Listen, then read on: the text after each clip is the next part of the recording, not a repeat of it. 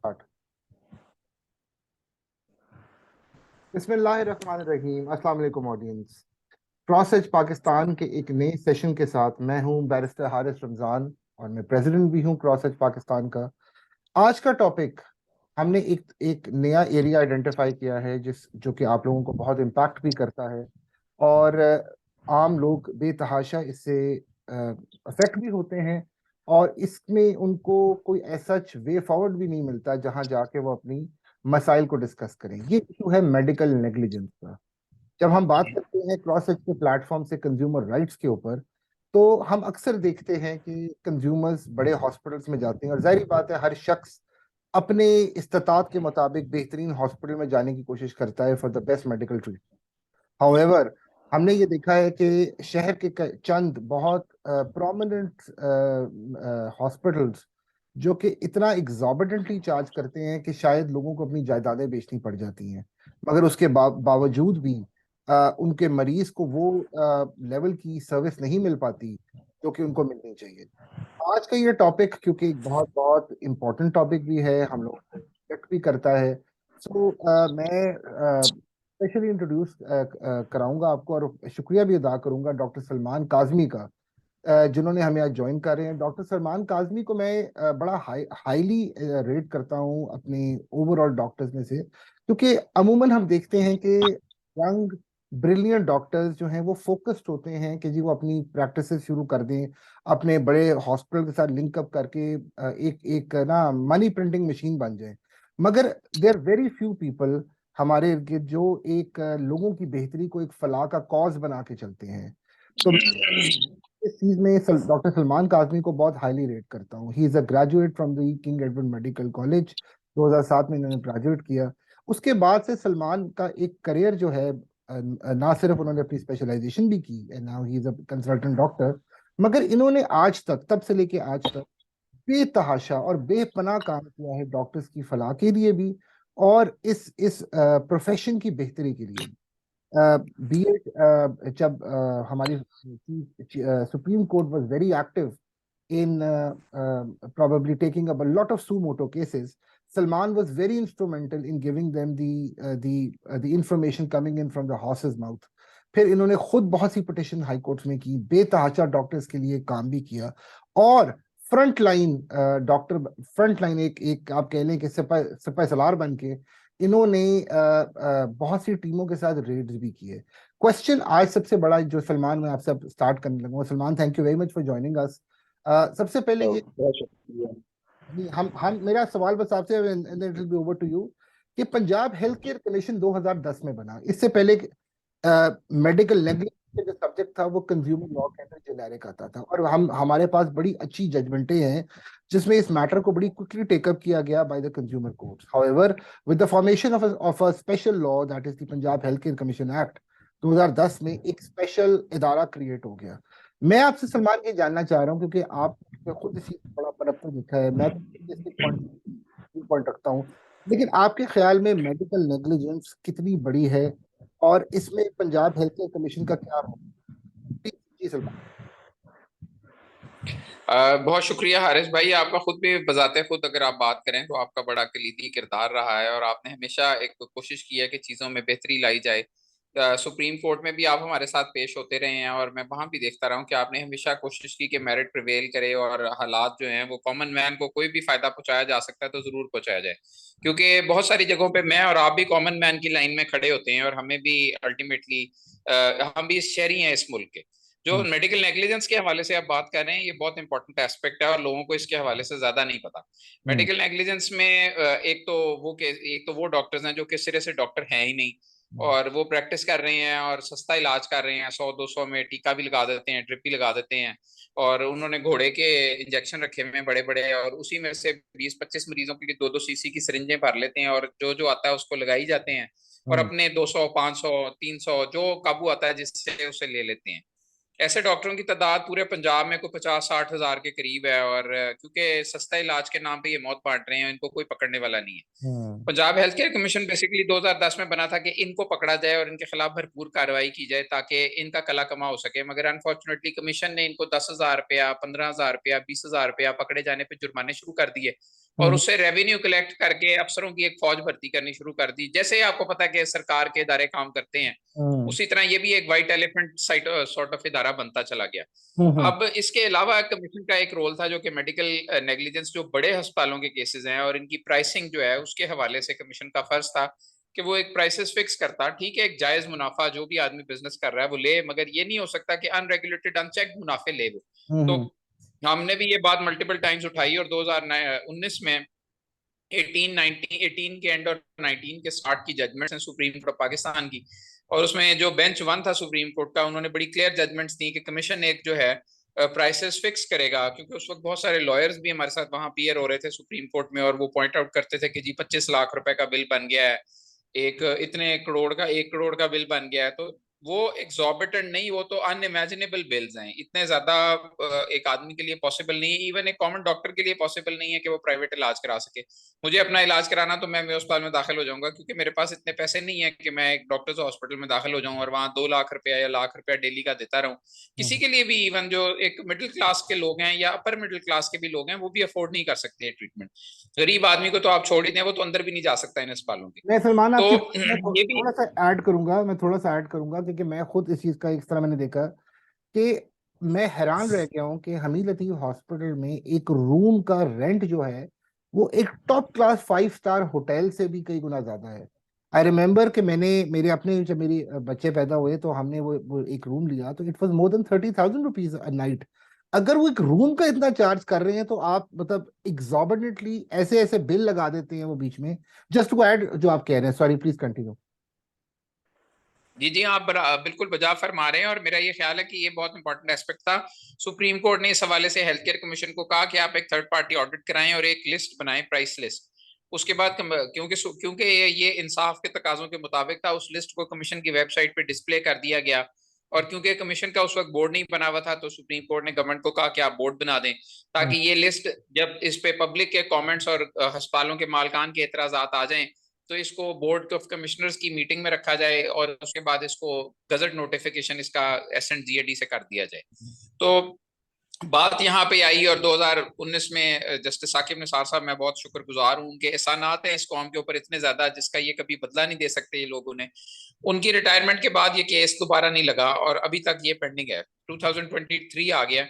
हम्म मगर इस दौरान हमने हाई कोर्ट में एक जस्टिस शाहिद करीम साहब के पास एक रिट पिटिशन चल रही है, हमने उसमें भी अजहर सदीक साहब की मदद से एक सीएम फाइल की, और उसमें हमने ये पॉइंट रेज किया दोबारा कि ये जो मामला था प्राइसिंग का, ये पेंडिंग है। जस्टिस शाहिद करीम साहब, I am very thankful to him, उन्होंने इस मामले को टेकअप किया, और उन्होंने जो CEO Punjab health care commission है डॉक्टर साकिब अजीज, वो वहाँ मौजूद थे, उन्होंने कहा कि आप ये जो प्राइसिंग वाला एस्पेक्ट है इसका आपने क्या किया है। तो हम्म मैंने उन्हें अप्राइज किया कि, और अजहर साहब ने भी अप्राइज किया कि सर इस पे पूरी एक एक्सटेंसिव एक्सरसाइज सुप्रीम कोर्ट के अहकाम पे हो चुकी है, और रेट लिस्ट फाइनल हो गई थी, वेबसाइट पे डिस्प्ले हुई थी, एतराजात भी आ गए थे, मगर इन्होंने उसे नोटिफाई नहीं किया और उसे दबा के बैठ गए हैं।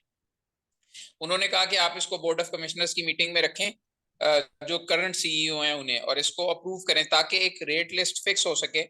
जैसे सीबीसी टेस्ट 90 रुपए का होगा, डेंगू के टेस्ट 1200 के होंगे।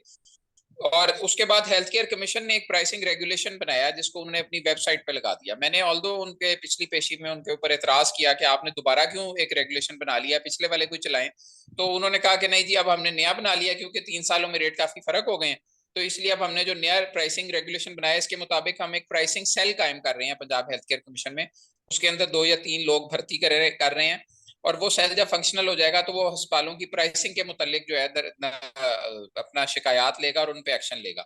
और 200% उन्होंने मुनाफा फिक्स कर दिया हर हर चीज पे, मतलब हर टेस्ट के ऊपर भी 200% मुनाफा होगा, और बाकी सब चीजों पे भी 200% मुनाफा। मैं आपको उस रेगुलेशन की कॉपी शेयर कर दूंगा, आप उसको पढ़ सकते हैं, आप इस रेट में पार्टी भी बन जाएं, जी। ताकि मेरा ख्याल है कि आपका भी फीडबैक इसके अंदर शामिल हो जाए। ये हर महीने एक दफा लगती है, इसमें सेक्रेटरी हेल्थ भी अपेयर होते हैं, CEO Punjab health care commission भी अपेयर होते हैं, हम लोग भी अपेयर होते हैं, अजहर साहब, अजहर सदीक साहब भी अपेयर होते हैं।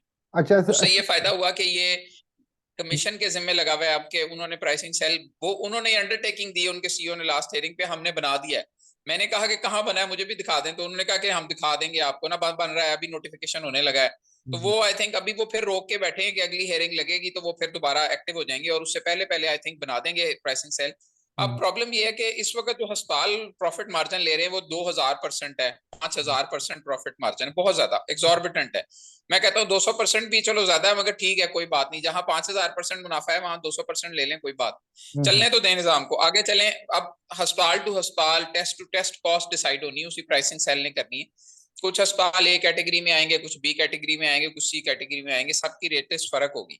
और ये एक मेरा ख्याल है बिल्कुल एक इंसाफ के तकाजों के मुताबिक है। कुछ लोगों की बहुत बड़ी इन्वेस्टमेंट्स हैं, कुछ के पास लेटेस्ट एमआरआई हैं, लेटेस्ट मशीनें हैं, कुछ के पास कम क्वालिटी की मशीनें हैं। हर बंदे के हिसाब, उसकी सर्विसेज के हिसाब से चार्जेस है। कोई रॉश की और एबट की मशीनें इस्तेमाल कर रहा है, कोई चाइना की मशीनें इस्तेमाल कर रहा है, उससे क्वालिटी फर्क हो जाती है। बहुत ज्यादा तो नहीं फर्क होती ऑब्वियसली, क्योंकि चाइना अगर मशीनें बना रहा है और जर्मनी एक मशीन बना रहा है तो ट्रीटमेंट तो इंसानों का ही हो रहा है। तो सही चाइना भी कोई पैरामीटर देख के मशीन बना रहा होगा, ये तो नहीं हो सकता कि वो जानवरों के लिए मशीन बना रहा है और ये इंसानों को इस्तेमाल कर रहे हैं। मगर फिर भी लोग इसको परसीव किया जाता है दुनिया भर में कि जी डायग्नोस्टिक्स में जो टॉप की कंपनीज हैं उनकी मशीनों के रिजल्ट अच्छे हैं। जो थोड़ी कम क्वालिटी की मशीनें हैं उनके वेरी करते हैं। वेरी यानी कि दो डंडी मार जाती हैं बीच में, हालांकि मशीन ही कर रही होती है, उसमें इंसान का कोई अमल दखल नहीं है। तो सही। मेरी लोगों से भी रिक्वेस्ट है कि आप लोग सारे अपना किरदार अदा करें। प्राइसिंग वाले मामले को बार बार उठाया जाए, अखबारों में खबरें छापी जाएं, इस पे प्रेस कॉन्फ्रेंसें की जाएं, इस पे रेटें, अगर जो रेट पिटिशन चल रही है उसमें पार्टी बने आप लोग, ताकि इस मामले को देखें। इससे मैं भी इफेक्ट होता हूँ, आप भी इफेक्ट होते हैं। मुझे आप कहें आज डॉक्टर हॉस्पिटल में, डॉक्टर साहब आप दाखिल हो जाएं, अपेंडिक्स का ऑपरेशन आपका होना है, करा लें। यार मैं कहाँ से पैसे दूं? 5 लाख रुपया मेरे पास नहीं है। तो अ, इसीलिए ये हम्म। तो जो भी आदमी जो हलाल के पैसे कमाता है या जिसके एक लिमिटेड जराए हैं आमदनी के, वो तो कभी भी अफोर्ड नहीं कर सकता प्राइवेट इलाज। अच्छा सलमान, आपने ये बड़ा अच्छा है, मेरा ख्याल है कि फॉर आवर ऑडियंस एक ब्रिलियंट तरीके से आपने एक्सप्लेन कर दिया। अब कुछ सवालात हैं जो कि मैं आपसे जरा अपने तजुर्बे से भी जो मैंने देखा है मैं उसको उठाना चाहूंगा। सबसे पहले सलमान, हमने ये देखा है कि हम लोग हमेशा कैंसर का इलाज पैनाडोलों से करने की कोशिश करते हैं। फॉर इंस्टेंस, जब भी हम आपने जिस तरह सुप्रीम कोर्ट की बात की और जब हम तब भी पेश होते थे, तो मेरा वन ऑफ मतलब as as a legal adviser of the health department, मेरा खैर तो मुझे तो आना पड़ता था ऑफ कोर्स, लेकिन आप तो पैशनेट थे। बट मुझे मुझे आज भी याद है कि मैं इस नैरेटिव था मेरा ये कि ये काम सुप्रीम कोर्ट का कभी भी नहीं था, क्योंकि इसी वजह से जब सुप्रीम कोर्ट के एक जज साहब का इंटरेस्ट हटा तो वो ऑटोमेटिकली वो चीज फिजल आउट कर गई। सवाल ये है कि हमने, मैं थोड़ा सा अब आपकी ना टेंशन लाना चाह रहा हूँ टू दी डिपार्टमेंट इटसेल्फ।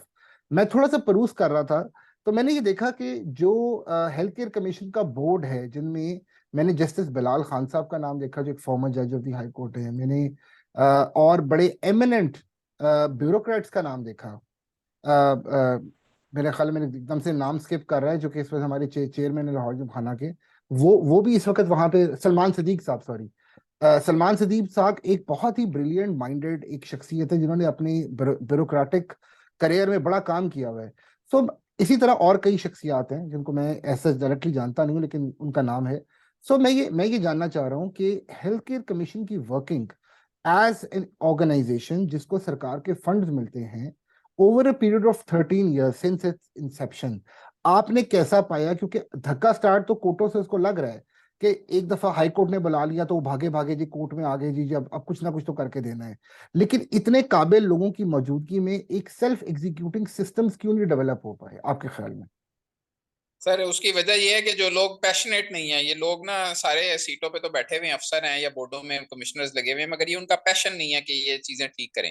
देखिए आप, हम कॉमन मैन है, मैं हो गया, अजहर सदीक साहब हो गए, आप हो गए, मतलब हमें एक दर्द है, हमें हम तकलीफ हो रही है हमें बार बार के, यार ये क्या हो रहा है, ये क्या हो रहा है। बाकी लोग सारे मनी मिंटिंग पे लगे हुए हैं, कोई डॉक्टर हो या कोई ब्यूरोक्रेट हो या कोई जो बंदा अपने अपने लिए देखें। इसीलिए तो ये मुल्क के अंदर जितने भी लोग हैं, बड़ी बड़ी महंगी गाड़ियां हैं, 80-80 हजार रुपए के स्टेक खा रहे हैं, मगर जो स्टेट है वो गरीब हो रही है। आज इन लोगों से दौलत छीन ले तो स्टेट आज अमीर हो जाएगी। ये हम्म। सारा पैसा पाकिस्तान के जरिए ही इन्होंने कमाया है। जितने भी लोग यहाँ बैठे हैं ये अस्पतालों के मालिक अरबपति हैं, इनकी सबके पास फॉरेन नेशनैलिटीज हैं, फिर ये कहते हैं पाकिस्तान गरीब है। तो भाई तुम लोग दे दो वापस पैसा जो तुम लोगों ने लूटा है। तो हम्म। इसीलिए ये अनफॉर्चुनेट है सारा जो कुछ हो रहा है। और वैसे ही टॉप पे जो सारे करप्शन के सिस्टम पे बैठे हुए हैं वो सारे सियासतदान हैं, जो हम्म। इस सारे निजाम, उनके भी कईयों के अस्पताल हैं, कईयों की फार्मा इंडस्ट्रीज में, हर एमएनएज एमपीएस की फार्मा की कंपनियां हैं, वो कभी भी प्राइसेस और चीजें रेगुलेट नहीं होने देते। और वही लोग हुकूमत में आके बैठ जाते हैं, चाहे पीटीआई हो, चाहे पीएमएल नो, हर बंदे की अपने अपने बिजनेस हैं, जितने भी मिनिस्टर हैं उनकी भी कंपनी है, उनके टेंडरों में अस्पतालों के आके इवन अस्पतालों से बिल रिलीज करा रहे होते हैं, कमीशन खा रहे होते हैं मिनिस्टर्स। क्यों हो रहा है ये सब कुछ? ये इसलिए हो रहा है, ये कभी ठीक नहीं हो सकता। मगर अब अनफॉर्चुनेटली देखें, जो चीजें हम अपने लेवल पे ठीक कर सकते हैं कि चलो कॉमन मैन को इलाज मुआवजा सही मिले, प्राइवेट अस्पतालों के अंदर अभी एक और एस्पेक्ट बहुत इंपॉर्टेंट है, प्राइवेट अस्पतालों में अगर आप जाएंगे तो वहां उन्होंने सस्ता ह्यूमन रिसोर्स रखा हुआ है। याद रखें ये बात कि कभी आपने अपना इलाज कराना हो तो किसी बड़े सरकारी अस्पताल से कराएं। हम्म। नहीं, मैं आपकी बात में आई थिंक। उनकी जी। हालत ऐसी है कि वहां पे आप जाएंगे तो आपको प्रॉपर जो है वो हो सकता है कि नर्सें ना मिलें। नर्सें वहां जो व्हाइट कपड़े पहन आगे खड़ी की होती हैं, यूजुअली वो मैट्रिक पास लड़कियां होती हैं, उनको कोई उनके पास डिग्री नहीं होती, उनको वैसे ट्रेन करके ब्रेनला लगाने पे लगा देते हैं। वो ये गलतियां कर सकती हैं। जो पैरामेडिकल स्टाफ है वहाँ पेशाब की नाली डालने वाले या पखाना करने वाले, इसको वो भी ऐसे ही है, वो मैट्रिक पास भी नहीं है और उनको लगाया हुआ है बस अमला बना के। उनको पैसे देते हैं 15-15 हजार रुपया, इधर से लेते हैं 2-2 लाख रुपया। ये एक कमर्शियल निजाम है बेसिकली।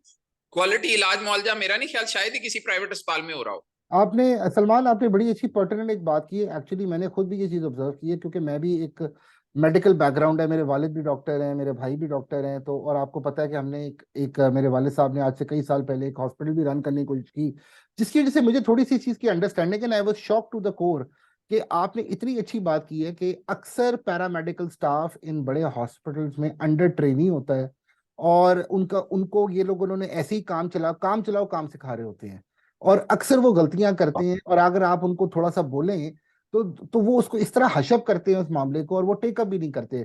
सलमान, मेरा अगला अगला पॉइंट जो है वो है, ये आपने बड़ा अच्छा सवाल तो उठा दिया। हमारे मुल्क का भी ओवरऑल यही सिचुएशन बनी पड़ी है कि हर हर जगह लोगों के स्टेक्स हैं। और वो आपकी बात दुरुस्त है कि वो एक टर्म हमारी लोकल यूज होती है कि खांचे तो हर जगह लगे हुए हैं। मेरा मेरा जरा थोड़ी सी इस पॉइंट पे है कि क्या ये पॉसिबल है कि आप जैसे अच्छे, जिसने आप एक वाईडीए एक इदारा उठा था जिसने डॉक्टर्स के लिए काम करना शुरू किया, एज सच आप जैसे मोटिवेटेड डॉक्टर्स एक तंजीम के तहत मैस स्केल कैपेसिटी बिल्डिंग या कोई इस तरह का काम शुरू करें, या डॉक्टर्स खुद मोटिवेट होकर कुछ ऐसे हॉस्पिटल्स क्रिएट करें कि जहां लोगों में कॉन्फिडेंस आए कि यार, एक फॉर इंस्टेंस कि अगर किसी किसी फैमिली ने डिलीवरी कराने जाना है तो वो 2-2.5 लाख या 3 लाख की जगह रीजनेबल रेट्स में कोई 20-30 हजार 40 हजार तक के अंदर भी हो सकती है, और एक बड़ा बड़ा मुनासिब किस्म का आपको सेटअप मिल सकता है। तो कोई इस तरह की काविश हो रही है आपके ख्याल में? देखिए जी, हमारे कई कंसल्टेंट्स ने अस्पताल बनाए हैं, वहाँ रेट कम है, 30-30 हजार 35-40 हजार रुपया ले रहे हैं। वो डॉक्टर्स चला रहे हैं, जिन्हें जिधर बिजनेसमैन चला रहा है या जो डॉक्टर नुमा बिजनेसमैन चला रहे हैं, जो सीनियर प्रोफेसर हैं, वो फिर लूट मार पे लगे हुए हैं अनफॉर्चुनेटली। उन्हें कोई दर्द नहीं किसी का, क्योंकि उन्होंने देखा कि मुआशरे ने उन्हें उन्हें कुछ नहीं दिया। उनकी तनख्वाह 300 रुपया थी जब वो हाउस जॉब कर रहे थे, तो आज भी वो उन महरूमियों का बदला लोगों से लेना चाहते हैं। वो कहते हैं कि आज मैं फॉर्चूनर खरीदूंगा इन्हीं लोगों से जिन्होंने मुझे 300 रुपया तनख्वाह पे उस वक्त भूखा रखा, जलील किया। तो ये एक रिएक्शन टू डर रिएक्शन है। अमेरिका में देखें आप, डॉक्टर्स हाईली पेड हैं। अगर सरकार डॉक्टरों को बहुत अच्छे पैसे देती हो तो शायद वो इस तरह लूट मार ना करें जो कि वो कर रहे हैं। तो ये सही। रिएक्शन हैं जो आपको नजर आ रहे हैं, इसको शायद आप इतनी जल्दी करेक्ट नहीं कर सकते। हर बंदा मेरी तरह नहीं है कि यार मैं यहाँ बैठा आपके साथ जूम का सेशन, मैं भी जाके किसी प्राइवेट अस्पताल में बैठ जाऊं, वहां 6 मरीज देखूं, 4 को ड्रिपें लगा दूं, 10-10 हजार रुपया हर मरीज से बनाऊं, लाख रुपया जेब में डाल कर चलता हूँ। तो ये एक पैसे की रेस है। जितना अगर आप में हवस नहीं है, आप यहाँ बैठे ये जूम का सेशन कर रहे हैं, आप भी कोई क्लाइंट बैठा लें, उनको लगे हो, या कोई और बिजनेस कर रहे हो, कुछ ना कुछ कर रहे हो, तो ये लोगों के अंदर एक्चुअली मुआशरे के अंदर जितनी ग्रीड आती जा रही है, जो छोटा सा एक छोटा आदमी है, छोटे से जो, यानी छोटे का मतलब है जो स्कूल का बच्चा है, वो भी इस रैट रेस में लगा है कि यार आज मैं, चलो मैं कोई 200 रुपया ही कमा लूं, मैं 500, ये जो कमाने वाला कॉन्सेप्ट है ये बड़ा डैमेजिंग है। क्योंकि अगर हर चीज को आप पैसे में तोलेंगे तो लूटमार शुरू हो जाएगी, जो आप कि हो भी रही है प्रैक्टिकली। नहीं, मैं आपको एक और बात बताऊं, आपकी बात में ऐड करूं कि ये मैं ये समझता हूं कि इससे भी ज्यादा क्या मैल प्रैक्टिस हो सकती है कि एक डॉक्टर एक रीजनेबल फीस चार्ज करता है फॉर कंसल्टेंसी, और सिर्फ अपनी अपनी फीस बढ़ाने के चक्करों में वो 4-4 विजिट्स स्केड्यूल करवाता है। हमारे हमारे बड़े बुजुर्ग भी डॉक्टर्स थे, और उनकी हमेशा कोशिश यही रही है कि किसी तरह मरीज को आप अकोमोडेट करें, और मैंने देखा है कि अल्लाह की रहमत सब पे रही है। ये आपने बड़ा अच्छा पॉइंट रेज किया। अच्छा सलमान, मैं इसमें एक और पॉइंट करूं, फिर हमने क्लोज करना है इस प्रोग्राम को। जिस तरह हम लीगल प्रोफेशन में है, हमारा एक बार काउंसिल होती है जो हमारे कंडक्ट को मॉनिटर करती है और हमारी बैड प्रैक्टिसेस को देखती है, जो कि मेरा ख्याल है पाकिस्तान में नॉन एग्जिस्टेंट है। ऑन अ लाइटर नोट, शायद ये इंग्लैंड है या यूएस में ये चीज बहुत स्ट्रिजेंट है। आपके ख्याल में जो आपकी रेगुलेटिंग बॉडी है, जो जो कि सेंट्रल फेडरल बॉडी है, मेरा ख्याल है शायद उसका मैं नाम शायद करेक्टली नहीं ले पा रहा। Pakistan medical dental council, PMDC, sorry. PMDC. Sorry, हाँ, पीएमडीसी का रोल क्या रहा है इस तमाम एस्पेक्ट के अंदर? क्योंकि ये तो मैं समझता हूँ कि हेल्थ केयर कमीशन तो पंजाब की एम्बेट में है, लेकिन जो मदर ऑर्गेनाइजेशन है उसके ऊपर तो जिम्मेदारी और भी ज्यादा बनती है। जी। जी सलमान। देखो जी, उनके अपने मसले बहुत ज्यादा हैं पीएमडीसी के। उनके पास टाइम नहीं है प्राइसिंग प्राइसिंग इन चीजों को देखने का, वो इलाज मुआवजे को नहीं देखते, इसलिए तो हेल्थ केयर कमीशन वजूद में आया। अब हेल्थ केयर कमीशन ही मेडिकल नेग्लिजेंस के केसों के खिलाफ दरखास्तें सुनता है। अगर कोई जुर्माना हो तो जुर्माना करता है, अगर कोई सीरियस वो एलिगेशन साबित हो जाता है तो पुलिस केस कराता है, या लाइसेंस सस्पेंड कराने के लिए पीएमडीसी को लिखता है। इंडिविजुअल के खिलाफ कार्रवाई पीएमडीसी करती है, और जो अस्पताल है उसके खिलाफ कार्रवाई हेल्थ केयर कमीशन करता है। दो पैरेलल लॉज हैं, पैरेलल निजाम है, पैरेलल बॉडीज हैं। हम्म। इसलिए ये नहीं हो सकता कि आप सोचें कि ये मतलब एक ऑटोमेटिकली ये एक पीएमडीसी सब कुछ कर ले। पीएमडीसी एक फेडरल इदारा है, वो वही कुछ करते हैं जिसके लिए उनको कोई लिख के भेज दे कि यार ये आप करें। उसकी भी एक हाँ। इंक्वायरी होती है, यानी कि पूरा दोनों साइडों को डिफेंस का और बोलने का हिसाब, मतलब एक मौका दिया जाता है। अच्छा तो सलमान, इसलिए इसमें एक बात मैं और ऐड करूंगा। अब हम क्लोजिंग की तरफ बढ़ते हैं। आपने मुझे इस चीज पे थोड़ा सा और अच्छा गाइड करना है कि एक मेरी सजेशन है, और आप क्योंकि इस चीज को अच्छा समझते हो, डोंट यू थिंक कि हेल्थ केयर कमीशन को सिविल सोसाइटी की तंजीमों के साथ मिलके अगर इस तरह की काविश हो कि हर बड़े हॉस्पिटल, छोटे बड़े हर हॉस्पिटल में इनका एक डेस्क या काउंटर मौजूद होना चाहिए, और उसकी हेल्प के लिए सिविल सोसाइटी आ गया है, ताकि जिस शख्स को जिस मौके पे कोई मसला या प्रॉब्लम आती है इमीडिएटली उस काउंटर पे वो शिकायत दर्ज हो और उसकी एक दाद रसी हो? कोई इस तरह का प्रोसेस आपके ख्याल में जरूरी हो सकता है हमारे लिए, या बेहतरी करेगा? सर एक ऑन अब तो वैसे इसका ना ऑनलाइन फॉर्म अवेलेबल है, इनकी वेबसाइट पे जाएं, आप ऑनलाइन भरते हैं, वो आपसे रब्ता कर लेंगे। अब तो उनका कांटेक्ट करना बहुत आसान है, आप दरखास्त भी भेज सकते हैं, ईमेल भी कर सकते हैं, वो आपसे कांटेक्ट कर लेते हैं। मगर उसके लिए मैंने भी दो तीन कंप्लेंट्स की हैं, तो वो मेरे से रब्ता करते हैं, वो कहते हैं आप अपना एफिडेविट भिजवा दें डाक के जरिए, ये कर दें, फिर हम दूसरी पार्टी को नोटिस कर देंगे। तो दे यूजली हेयर मतलब थोड़ा लेंथी प्रोसेस है और टीडीएस है, यानी कि टाइम टेकिंग है। मगर फिर भी मेरा ख्याल है कि इस पे सिंध में भी अब हेल्थ केयर कमीशन बन चुका है, केपी में भी हेल्थ केयर कमीशन बना हुआ है, इस्लामाबाद में बन रहा है। तो इनका फायदा ये है कि चलो थोड़ा हेल्थ का सिस्टम रेगुलेट हो जाएगा, प्राइवेट अस्पताल थोड़ा रेगुलेट हो जाएंगे। मगर अल्टीमेटली देखिए, मैं जो क्लोजिंग पे मैसेज दूंगा, एक तो हम्म। प्राइसिंग सेल्फ फंक्शनल होना चाहिए, नंबर एक। नंबर दो, प्राइसेस फिक्स होनी चाहिए। नंबर तीन, एक रेगुलेटरी मैकेनिज्म होना चाहिए कि कोई ओवर चार्ज करे तो उसके खिलाफ एक्शन का तरीका कार वाजे हो। नंबर चार ये है कि जितने अताई डॉक्टर्स हैं उनके खिलाफ भरपूर कार्रवाई होनी चाहिए और मुसलसल चलती रहनी चाहिए जब तक ये खत्म ना हो जाए, क्योंकि हम्म। ये लोग हैं जो कि हेपेटाइटिस बी सी मुआशरे का बेड़ा गर्क कर रहे हैं, अपनी मर्जी के टीके लगा के, अपनी मर्जी का इलाज करके। और अगर आप देखें तो हर दूसरा आदमी डॉक्टर बना हुआ है। इवन मेडिकल स्टोर के जो सेल्समैन खड़ा है वो भी 90% बीमारियों पे तो वही पुड़ी बना के दे देता है कि ये लोग गोलियां खा लो, बस जाओ बिल्कुल सही, शाबाश। बिल्कुल सही तो है। ये जब तक आप इसको रेगुलेट नहीं करेंगे कुछ ठीक नहीं हो सकता। अच्छा, और सलमान आखिर में ये बताएं कि हमारा हेल्थ डिपार्टमेंट पंजाब जो है, क्या क्या हेल्थ केयर कमीशन को इनकी जरूरत पड़ती है फॉर देयर इफेक्टिव वर्किंग, या वो अपने जी जी, अंदर हेल्थ केयर इतना? कमीशन, जी नहीं जी। नहीं, health care commission totally dependent है हेल्थ डिपार्टमेंट पे। हेल्थ डिपार्टमेंट से पैसे भी मांगता है, एफडी में भी इस वक्त इनकी एक समरी गई हुई है और हायरिंग करना चाहते हैं। इनके अंदर प्रॉब्लम यह है कि इन्होंने सारे रिटायर्ड लोग रख लिए हैं हेल्थ केयर कमीशन में, जो कि अनफॉर्चुनेटली बूढ़े हो गए हैं ज्यादा और वो काम नहीं कर सकते। हम्म। इन्हें चाहिए ऑपरेशंस का जो इनका विंग है, टेक्निकल विंग में चलो बुजुर्ग रख लें रिटायर, जो मशवरे देने वाला विंग है, जो ऑपरेशंस का विंग है उसमें नौजवान डॉक्टरों को लें। और उसके अंदर भी वो लोग लें जिनकी 10 साल की सर्विस है पंजाब हेल्थ डिपार्टमेंट में, उनको डेपुटेशन पे लें ताकि तनख्वाह भी ना देनी पड़े। वो हाँ। इनके अंदर काम करें, 3 साल बाद वापस चले जाएं। तो इनके पास एक ह्यूमन रिसोर्स आता रहेगा और जाता रहेगा, जिनमें से अच्छे लोगों को रिटेन कर सकते हैं, जो फारिग लोग हैं उनको निकाल सकते हैं। मैं ये एक आइसोलेटेड हाँ। गया है जो कॉन्ट्रैक्ट पे हम्म। हायरिंग कर रहा है, ये एक डिजास्टर्स है इस कमीशन के लिए। एक एग्जैक्टली जिस जिस एनालिसिस पे मैं बात कर रहा था सलमान, और आप भी उस पर इंडोर्स करोगे कि जो हमारे इस वक्त सेक्रेटरी हेल्थ है अली जान खान, जिसको हम ख्याल है हम दोनों इस मामले पे बड़े म्यूचुअली उनको बड़ा हाईली एडमायर करते हैं कि he is a man of vision, जिन्होंने एक्चुअली हेल्थ डिपार्टमेंट को टोटली चेंज करके रख दिया है। आई थिंक उन्होंने he has come up with this brilliant idea कि जिस तरह उन्होंने 36 अजला के अंदर एक बड़ी स्ट्रॉन्ग पेनिटेशन क्रिएट की है ऑफ यंग ऑफिसर्स, और उनकी फिर बड़ी इफेक्टिव मॉनिटरिंग शुरू की है, जिससे हेल्थ डिपार्टमेंट काफी इंप्रूव हो गया है। तो डू यू थिंक इसी मॉडल के ऊपर हेल्थ केयर कमीशन को भी किसी तरीके से अगर इस तरह के किसी अफसर के अंडर लाया जाए तो शायद उसमें बेहतरी आए? देखिए जी, अली जान साहब का मैं बड़ा मुतरिफ हूँ, वो बड़े मेहनती हैं, हार्ड वर्किंग है, इंटेलिजेंट है और समझदार है, उनको पता है कि कौन सा काम कैसे कराना है, और ही इज अ डूअर।